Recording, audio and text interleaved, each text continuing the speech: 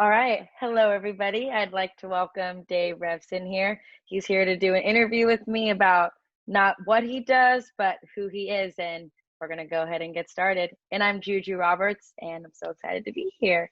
Thank you, Dave, so much for joining me. Oh, it's my pleasure, Juju. Really great to get to know you a little bit. Yeah, I can't wait to get to know you. I've read so many amazing things about you. I've seen you on Big Ten Network, so it's just so awesome to get to see you almost sort of face to face. Yes. This is what passes for face to face in the world we live in, sadly, right? Exactly. It's the new normal. I guess we just have to get used to it. So I guess we'll start with this. If I were to write a story about you, about Dave, right now, where and where should I begin? Ooh, wow, what a good question. I guess obviously I think of myself, we're in this kind of professional realm, and so I do think about myself, kind of in professional terms. But I guess right now it's kind of as a parent. I think kind of with everything that's going on with COVID, I've certainly spent more time with my three teenage daughters maybe than they would like to have spent with me Oh uh, no, they love their during this dad. time. But it really kind of I mean, first of all, I just feel bad, right? I feel bad for you. We were talking about you going back to school. I feel bad kind of for your generation that you're missing out on a lot of these really cool things. And I just think we're in this period right now that is it's just got me bummed out. I mean, so I think if you were to write a story about me right now, I think it would be about uncertainty. It would be about hoping that we can kind of somehow work our way back to normal, hoping that my kids can have a normal experience. We have my oldest is going off to college this year. I want her to be able to experience that in the same way that you have for the first 2.5 years, and that Yeah. that I did for 4 years, and that all that stuff's really important. And then I've got two identical twins who are going to be sophomores in high school, and would love to see Oh them wow. get involved in their sports, like they missed out on sports season. So I guess for me, maybe the biggest thing, and then I'm worried about, my work, and I want to get back and do what I do. And I have such a passion for that. And I think I'm driving my wife and kids a little crazy with kind of my, I'm here a little more than I typically would be. And so they kind of have Yeah. it's interesting. We have an interesting vibe to our family. Like for 8 months a year, I'm the busiest person, and then for 4 months a year, I really don't have a whole lot to do. So it kind of goes in these waves, but I think their internal clock is telling them that my 4 months are up and I'm still here, and they're a little confused. Scheme of things, like it's a good time for us to slow down, and definitely the silver lining is getting to be with family extra. Yeah, I'd say actually that part has been really cool. I mean, we have had more family dinners since the first week of March, literally, than we would typically have probably in 2 years. And It that's just because everyone, incredible. yeah, I mean, everyone's all over the place, right? I mean, they all play sports. I work a lot of nights. This job is a lot of nights. It's a lot of weekends, and so that part of it has really actually been wonderful. But at a certain point, you do need to return to normalcy. What's one piece of advice that you hold true to you to this day that you could give to me? I would say the biggest piece of advice I would give is to believe in yourself, to kind of go after what you're passionate about. I had a really kind of, I don't want to say circuitous, but I didn't go directly to doing what I knew in my heart I really wanted to do. I was very fortunate. The year after I graduated college, I had a scholarship. I went and studied in Ireland. That was an amazing experience. And I wouldn't trade that. But then, like, I kind of thought I was going to go to law school, and kind of went through that whole deal, and ended up going and working on Wall Street, and I just hated it. And I think I kind of had to have that realization of, maybe for me it was having a job that I didn't like, that kind of reinforced to me, no, this is every day for the rest of your life. And if you Yeah. don't enjoy dressing up in a suit and getting on the subway and doing those things that I did when I was living in New York, and then the thought of a whole lifetime of it was just miserable. And I think it woke me up and said, if you don't try this sportscasting thing, if you don't give it a shot, you're going to hate yourself for the rest of your life. Like, at least say you tried, right? And so then Yeah.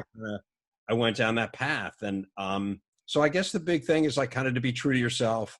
And so sometimes you have to ask yourself really hard questions that you might not really be comfortable with the answers to, or the answers might create problems and hurdles for you that wouldn't be there if you just kind of took the easy road.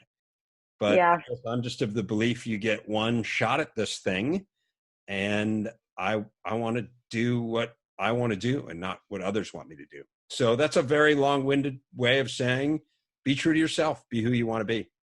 Was there someone in your life who pushed you to pursue your dream in sports broadcasting, or was it just kind of one day you woke up and you're like, I want to do this? Well, I'd want to do it from a very young age. So I grew up in Chicago in a time where we had unbelievable broadcasters here. I mean, you won't even have heard. Maybe you've heard of Harry Carey. Have you heard of Harry Carey? Who's the Yes. Cubs announcer with big glasses, right? So Yes. he did the White Sox when I was a kid, and I was a Oh, White what Sox a fan, time. still am. And a guy named Jack Brickhouse, who was an unbelievable announcer, Pat Foley, who still calls the Blackhawks play-by-play. And then the local news guys were celebrities. There's Tim Weigel, who was a wonderful sportscaster who sadly died very young. Mark Giangreco, who's still in Chicago, was just starting out when I was a teenager. And those guys were like big stars. Chet Kopic was a big star. And so I just saw that as kind of like, that was kind of what I wanted to do. So I was literally 6, 7 years old. I had a black and white TV in my room, and I would turn down the sound, like write down the lineups for the White Sox that day. I'd turn down the sound, and I would announce the game like into a tape Oh, recorder when I was that's 7. awesome. I was just a total dork. But that was what I wanted to do, like from You the knew. very beginning, I knew. And so then it was just a matter of kind of having the courage. I think the big thing for me was I was afraid to fail, right? I had been successful in everything I'd ever done. And now here was this career path. My passion was the one thing that I looked at and I said, this isn't necessarily a meritocracy. Okay. Like, I don't always think the most deserving people succeed in our field. Sometimes they do, sometimes they don't. There's no measurement for it. Like when I worked at the bank, you could say, okay, like, was this a good deal for the bank or a bad deal? Well, did it make us money? Did it lose us money? Right? There's no, More black and white. yeah, it's not concrete. You're a lawyer. Did you win the case? Did you lose the case? Right? Like Yeah. that, it doesn't work that way. And so I had picked this field that had so much ambiguity and uncertainty associated with it. And I think I was afraid of people looking at me and saying, man, that guy had a lot going for him. And, here he is, he's 30 years old and, he's still working some small market TV, even if that would have made me happy, and I think like that's the big thing. They have a lot of energy. I love what I do. I am definitely an emotional person. And so this is, it has messed with me. I mean, I haven't necessarily handled it.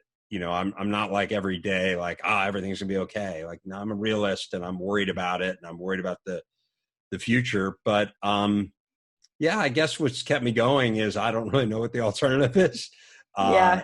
I mean, I think my family and kind of, I have looked at it. You said it really well earlier that it has allowed all of us, I think, to take a breath and to step back and to, kind of assess what's important. I think like I tried to make myself better. I made sure I exercised every day. I worked on things that were important to me. I worked on my golf game, I'm going to try to get better at that. I'm going I to, love that. I read a lot. I mean, I tried to do, different things where I said, okay, I don't normally have this opportunity. And then everything that was going on in the world. I mean, it was, even aside from COVID, I mean, just the social upheaval and what a fascinating time it was, and what Yeah. a horrible time it was and has been in a lot of ways. And it's been interesting. I completely agree. Well, thank you so much, Dave. I had such a pleasure and honor getting to speak with you, and I wish you and your family the best. Well, my absolute pleasure. Same to you. Yes, thank you so much again, Dave. I so appreciate you taking the time out of your day. All right, Juju. Thank you.